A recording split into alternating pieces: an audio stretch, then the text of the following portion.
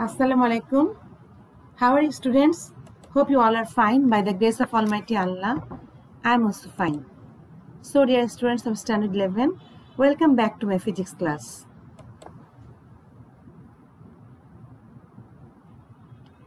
Dear students, you know I am taking chapter 9 from your physics second paper book, and today I will explain some topics from this chapter. Those are Bohr model, and I will show the expression of radius of hydrogen atom according to Bohr model. So let's start the class.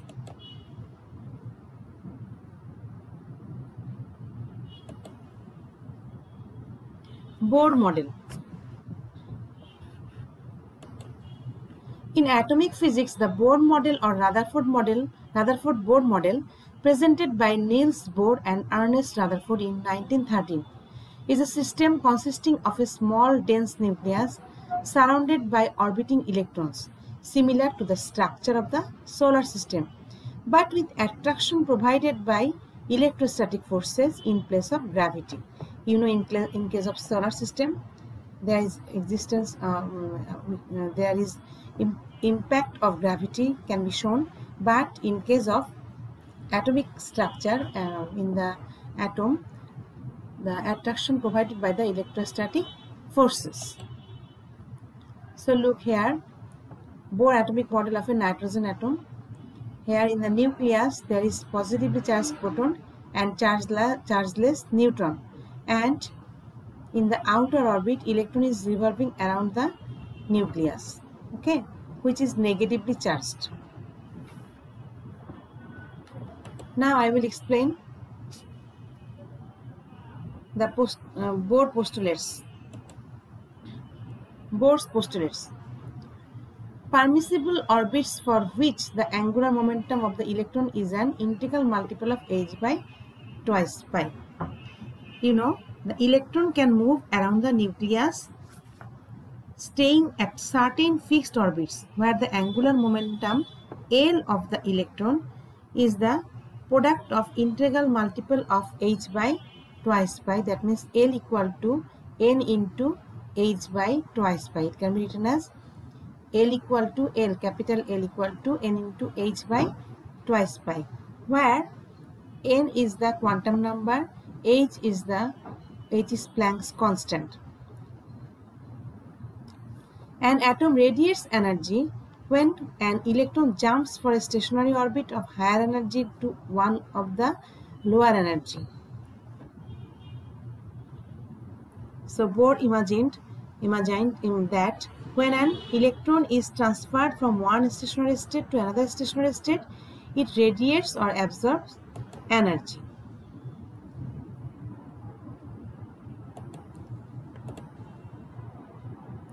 So we got, when an electron is transferred from one stationary state to another stationary state, it radiates or absorbs energy. The radiated or absorbed energy is equal to the difference of energy of the two states. If an electron moves from a higher energy to the lower energy, then the energy of the emitted photon will be equal to h nu, where nu is the frequency of the wave. Look here, when the electron, if the electron jumps from higher energy to the lower energy state, then it should radiate energy. It should reject energy. Then there will be radiation. We can see that electromagnetic wave will be radiated. And if any electron absorbs energy, then it will jump from the lower energy shell to the upper energy shell. Okay, look here, when the electron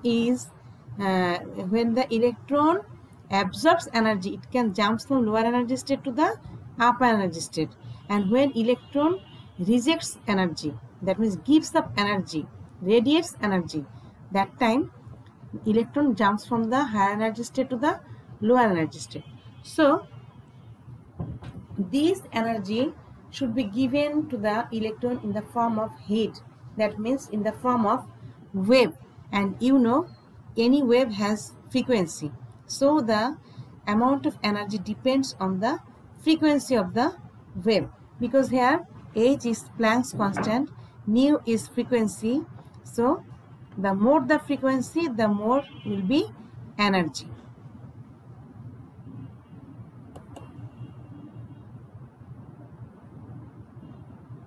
So you learn about postulates of Bohr model.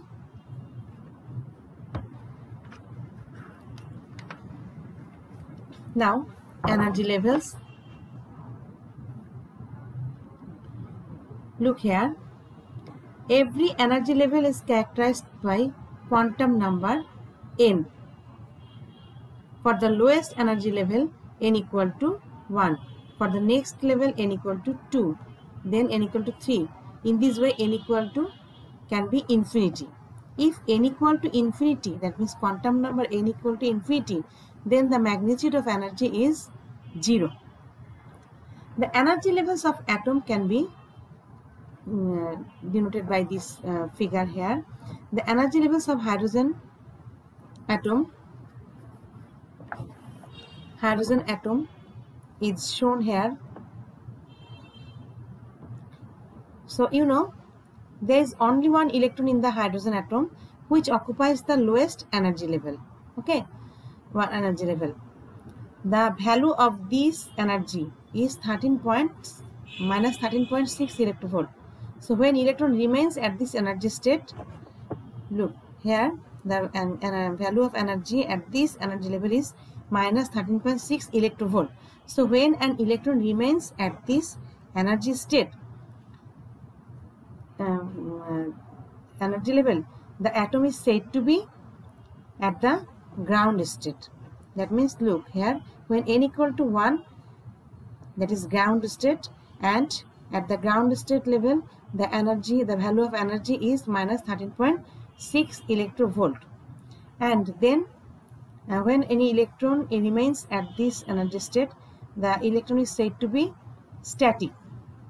An electron can go to the higher energy state, that means n equal to 2 or n equal to 3 or n equal to 4, by absorbing electromagnetic radiation.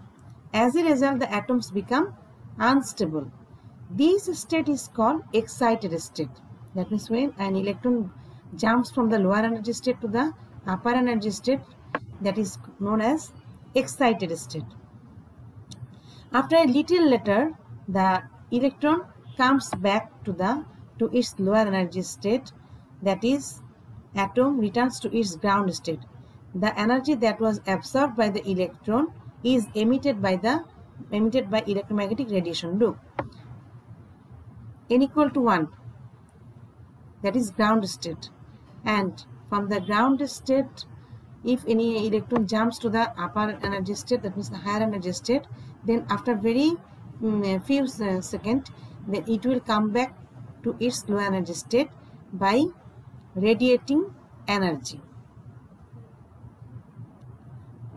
as the form of electromagnetic radiation. So if any electron being excited raised to the higher level, then it will not be bounded with the nucleus. It is freed from the nucleus. If an atom loses an electron, it is ionized. To ionize a hydrogen atom from the ground state, 13.6 electrovolt energy is required, because you found here that n equal to 1, that means at ground state the amount of energy is 13.6 electrovolt.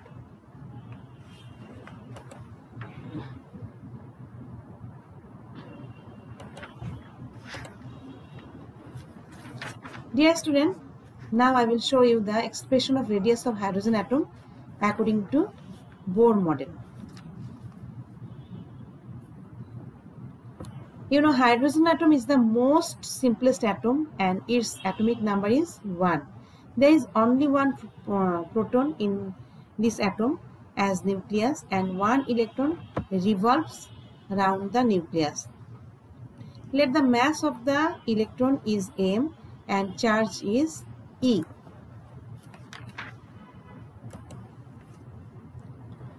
So electron is revolving around the nucleus. So, you know, when any object revolves around any axis, then it will feel centripetal force and centrifugal force.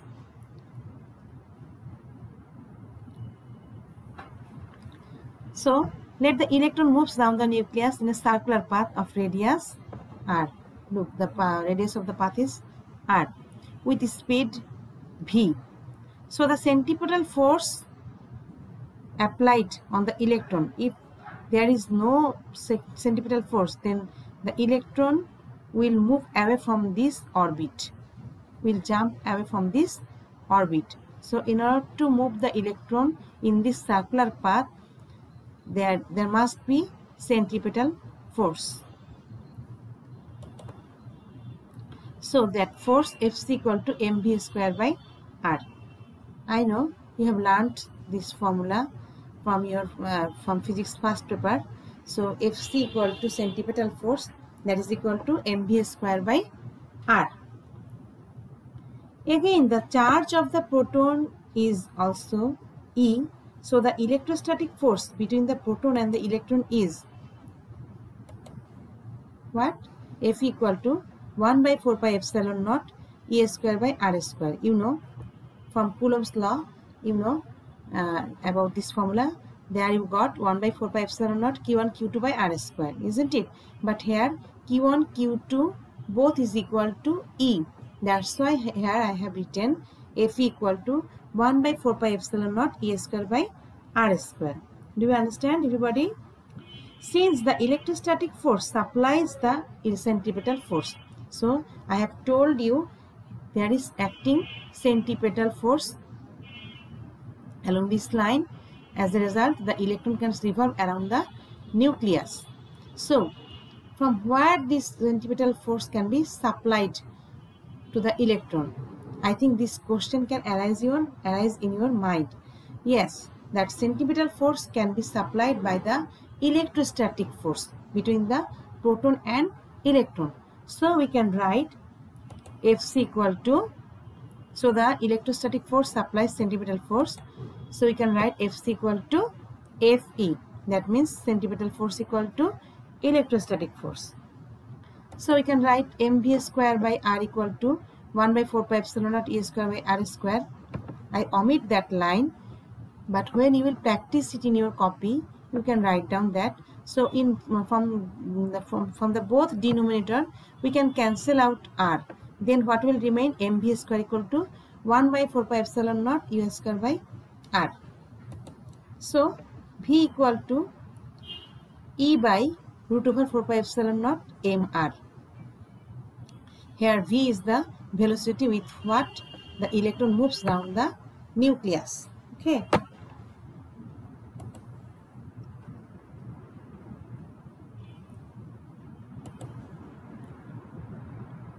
Now if we consider the electron in the nth orbit, then we get Vn equal to E by root over 4 pi epsilon naught mRn. From first postulate of Bohr, we got what? That angular momentum equal to nh by twice pi. But angular momentum can be formulated by this formula. Angular momentum L equal to mvr. So for the nth orbit, we can write mvn rn, where vn is the velocity of the electron in the nth orbit and rn is the radius of the nth orbit. So as angular momentum equal to integral multiple of h by twice pi, isn't it? So we can write mvn rn equal to nh by twice pi. So from here, putting the value of vn, now putting the value of vn, we get rn equal to n square h square epsilon naught by pi m e square. Look here, from this equation, if we put the value of Vn, okay, then we will replace this term, that means m and the value of Vn on that side, and we will keep Rn on the left hand side, then we will find out the value of Rn equal to n square h square epsilon naught by pi me square. Mathematically you can find the value, where look, in this equation h is Planck's constant, that means h square epsilon naught by pi m square, these all are constant. Okay, so Rn will vary with the value of n. So we can find, if n equal to 1, if we put the value of n equal to 1, then R1 equal to 5.3 into 10 to the minus 11 meter. Look here, Planck's constant, then epsilon naught, then pi, then m, that is the mass of the electron, then E, that means charge of the electron, all are known values.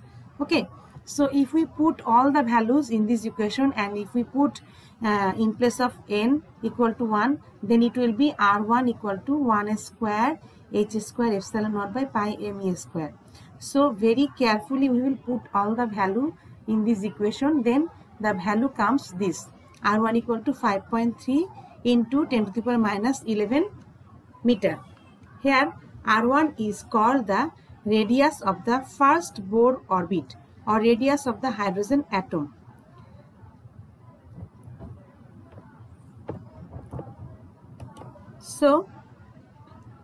So we can get Rn equal to n square R1. N square R1. That means, look here, if we put the value of n equal to 1, then R1 equal to what? H square epsilon naught by pi m square. So we can write Rn equal to n square R1. That means this term h square epsilon naught by pi m square, this term is R1 if we put the value of n equal to 1. So we can write Rn equal to n square R1, and the value of R1 is well known, and you will memorize this value. That means R1 equal to 5.3 into 10 to the power minus 11 meter. You have to memorize this value. Then the other radius you can easily find out. Suppose you will find out R2, that means the radius of the second orbit. Then that will be what? R2 equal to n square, that means 2 square, that is equal to 4. So 4 R1. Then similarly R3 equal to 3 square, that means 9 R1. In this way you can easily calculate the radius of all the orbit if you know the value of the radius of the first orbit, that is 5.3 into 10 to the minus 11 meter. So it is seen that the orbits of electrons are permitted and discrete in a hydrogen atom. So dear students, today I want to finish my lecture. In the next content I will show you how to calculate the energy of the total energy of the of any atom, of the hydrogen atom. So I think you should go through what I have explained today, and you should practice this mathematical derivation in your copy. This derivation will not come into your exam, but it is very much important to understand physics. So goodbye everybody.